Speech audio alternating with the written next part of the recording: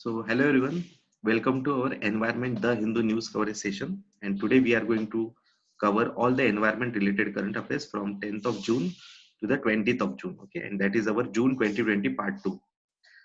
So, the news ऐसी थी कि Gujarat pride grows as it now hosts 674 गिर लायंस. तो गुजरात में जो एशियाटिक जो सेंसस हुआ है तो उसमें ऑलमोस्ट 15 के कंपैरिजन में 29% यहाँ पे इंक्रीज हुआ है in the Asiatic lions population, okay, in Gujarat Gir forest. So in past 5 years. So the period also saw a 36% in the distribution area. I mean 36% का increase हुआ है in the area. So population estimates of Asiatic lion it conducted at an interval of 5 years. So generally 5 years, every 5 years यहाँ पे population sense sorry Gujarat का जो गिर Lions है तो उनके सेंसस होते हैं या फिर ओवरऑल लायंस के सेंसस एवरी 5 years में होता है.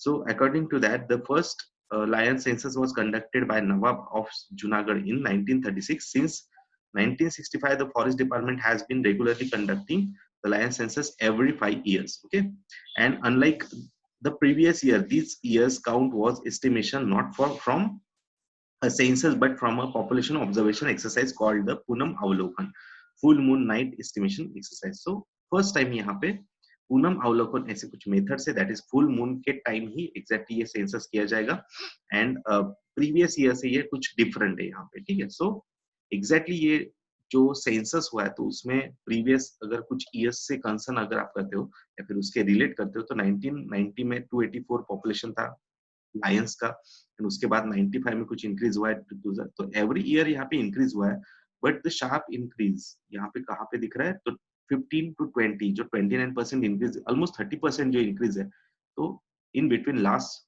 5 years आपको दिखेगा कि जहाँ पे एक शार्प इंक्रीज यहाँ पे 30% का इंक्रीज आपको दिख जाएगा. ठीक है, सो the strategies and intervention implemented by State Forest Department is the community participation, use of technology, habitat management, and increase in prey-based human lion conflict mitigation. So ऐसे different methods पे भी काम कर रहे थे. So that's why ये increase आपको sharply यहाँ पे दिखेगा. That is 674 का increase हुआ है. Last time 523 थे. तो and कुछ areas में भी यहाँ पे increase दिख रहा है. ठीक है. So what is the Punam Avalokan method? So it is a monthly in-house exercise carried out every full moon. Okay, so exactly every full moon के time monthly in house exercise carried out किया जाता है. So in house means क्या होगा कि यहाँ पे it is only conducted only by the forest staff. तो सिर्फ forest staff ही इसको क्या करेगा, conduct करेगा. And other जो लोगों का participation होता है तो उसमें थोड़ा सा कम होगा and entirely it is conducted by forest staff. तो ये कुछ previous census and पूनम अवलोकन के कुछ difference आपको यहाँ पे दिखेगा. So around 2000 officers, experts and volunteers were involved in 2015 census. Different experts थे, volunteers भी यहाँ पे थे. But the lion observation this month was conducted around by 14 forest staff and few experts. So यहाँ पे कोई volunteers वगैरह नहीं दिखेंगे. So because of the COVID issue, तो यहाँ पे क्या है कि सिर्फ जो स्टाफ है तो उनके थ्रू ही ये सेंसस कवर अप किया गया है. That makes census more transparent in previous one because volunteers यहाँ पे थे तो वो ट्रांसपेरेंट वन था but it is less accurate and transparent. So the lion census usually runs for more than 2 days including a preliminary census and a final census, and the Punam Avalokan is the single phase exercise. So members are stationed at water points to note sighting in lion census. Okay, but in Punam Avalokan instead of remaining stationary at water points, teams keep moving in their respective territory. Means यहाँ पे सिर्फ water points पे ही wait नहीं करेंगे तो जहाँ पे इनका extended territories है तो वहां पे भी जाके इनका census किया जाएगा या फिर उनको count किया जाएगा. ठीक है, so that is the exactly difference between lion census and Punam Avalokan method. Okay, normal method and Punam Avalokan method. So the lion observation conducted by around 1400 forest staff and few experts. तो ये थोड़ा सा important याद रखो. It is done using the block counting method in which the census enumerates remain stations at water points in given block and estimates abundance of a lion. Okay, so ये कुछ methods है यहाँ पे. And next कुछ देखते हैं कि हम इंफॉर्मेशन की lion census method is outdated some और भी यहाँ पे एक न्यूज थे एक्सपर्ट्स के द्वारा यहाँ पे कुछ बताया गया था। तो 2020 एशियाटिक लायन सेंसस जो हुआ है, तो इसके रिगार्डिंग हमने इन्फॉर्मेशन देखी कि कितना 30% इंक्रीज है, एंड ये बहुत ही इंपॉर्टेंट होगा। एंड मोस्टली देखो एशियाटिक लायन इंडिया में सबसे ज्यादा देखा जाए तो गिर सेंचुरीज में ही आपको दिखेगा सबसे ज्यादा उनका पॉपुलेशन, जो कि गुजरात में है। ठीक है। सो एक कुछ मेथड से कि अप्रोच कैसा था, तो that is direct beat verification और ब्लॉक काउंट मेथड, ये मे बी एक इंपॉर्टेंट फैक्टर हो सकता है। And lion can range as much as 700 square kilometre. So वहां तक भी जाके ये क्या करेंगे कि उनको काउंट करेंगे। ठीक है। सो सो सीवीडी, एक कुछ सीवीडी यहाँ पे स्प्रेड हुआ था, that means canine distemper virus that killed at least 36 lions in Gir Gujarat इन 18। ठीक है। सो ये एक इंपॉर्टेंट होगा कि कुछ रिसेंट डेथ्स हुई थी, तो इसलिए थोड़ा सा काउंट कम हुआ है, अदरवाइज ये काउंट्स और भी इंक्रीज हो सकता था। ठीक है। सो एशियाटिक लायन एग्जैक्टली क्या है वो देखते हैं। So the lion is one of 5 pantherine cats inhabits India along with the Bengal tigers, Indian leopard, snow leopard, clouded leopard. Means इसके साथ भी इनका मोस्टली हैबिटेट आपको शेयर होते हुए दिखेगा।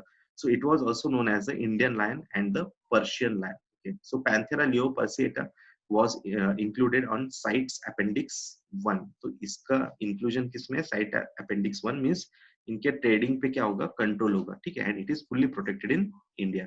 बट आईयूसीएन एक इंपॉर्टेंट है, देखो आईयूसीएन में इसका स्टेटस क्या है?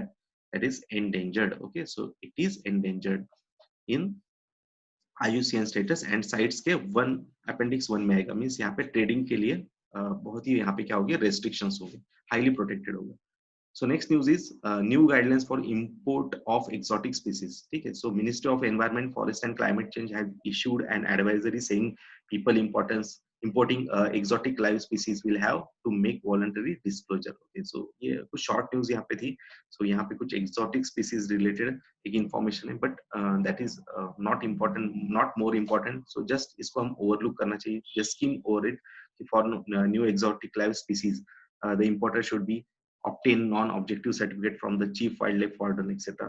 So for existing species stock etc. तो यहाँ पे कुछ एक information आपको यहाँ पे दिख जाएगी। ठीक है। So what was the decision taken? So the move come from the outbreak of the coronavirus has raised a global concern about illegal wildlife trade and zoonotic disease etc. ठीक है। So ये कुछ इसके significance है। So just go through it because it is not important for the prelim. So just news को वो skip भी आप कर सकते हो। ठीक है। So stations, next news is CPCB to classify railway station based on waste management generation.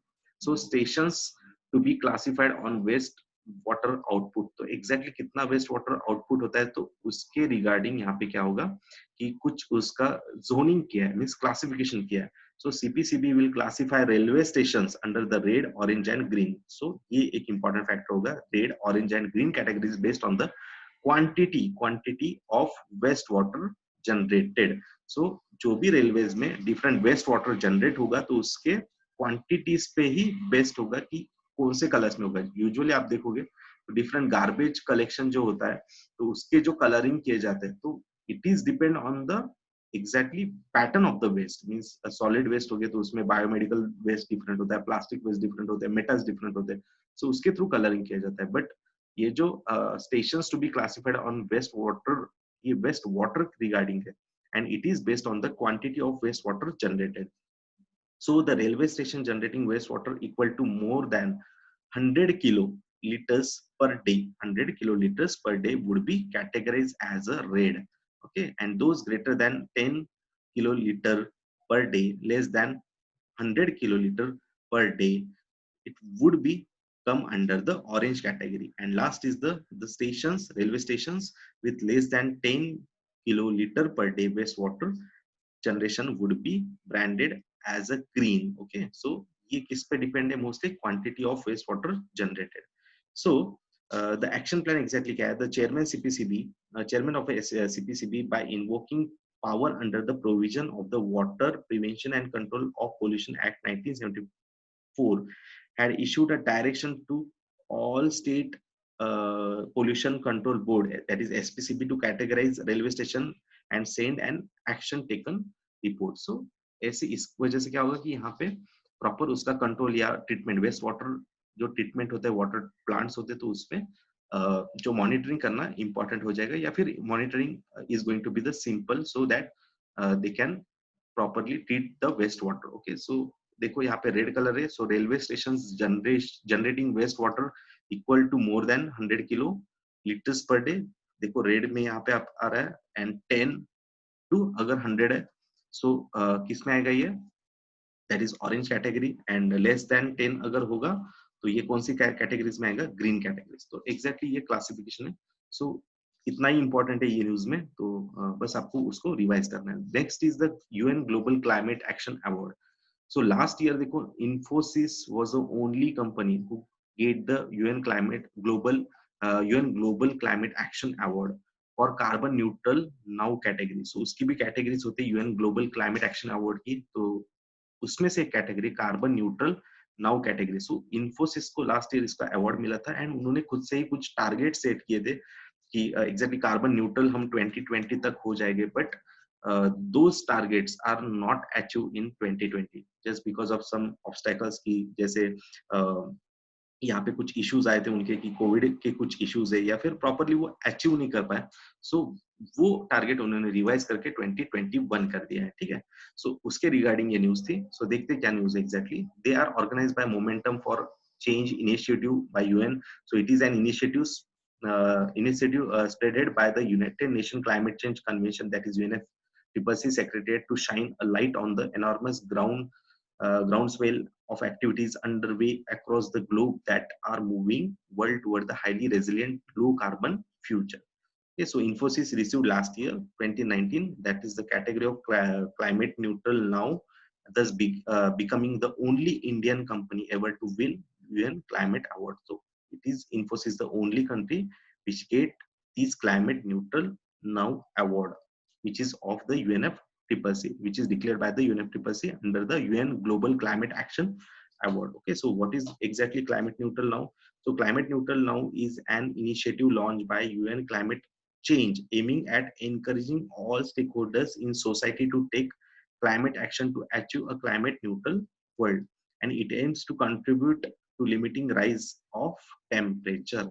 So इसके रिगार्डिंग ये न्यूज थी. And Infosys misses the carbon neutral target for 2020. So देखो covid pandemic has delayed the Infosys plans to be carbon neutral company. So it वैसे target उन्होंने कब का set किया था कि 2020 तक हम ये अचीव करेंगे, but because of this outbreak ये अभी थोड़ा सा डिले हुआ है, and it has been move to physical year 2021. So Infosys ने लास्ट टाइम रिसीव किया था, उसके रिगार्डिंग ये कुछ जस्ट एक न्यूज दिखेगी आपको. ठीक है, सो उनके कुछ टारगेट्स भी है कि 30 मेगावाट कुछ सोलर के जो प्लांट्स एस्टेब्लिश किए जाएगा उतना, देन उसके बाद 46 तक एक्सटेंड किया उन्होंने. सो ऐसे रिगार्डिंग एक कुछ न्यूज थी. ठीक है, so we will cover remaining news, that is first estimation exercise, Indian gas, etc. So in the next lecture. Okay, thank you.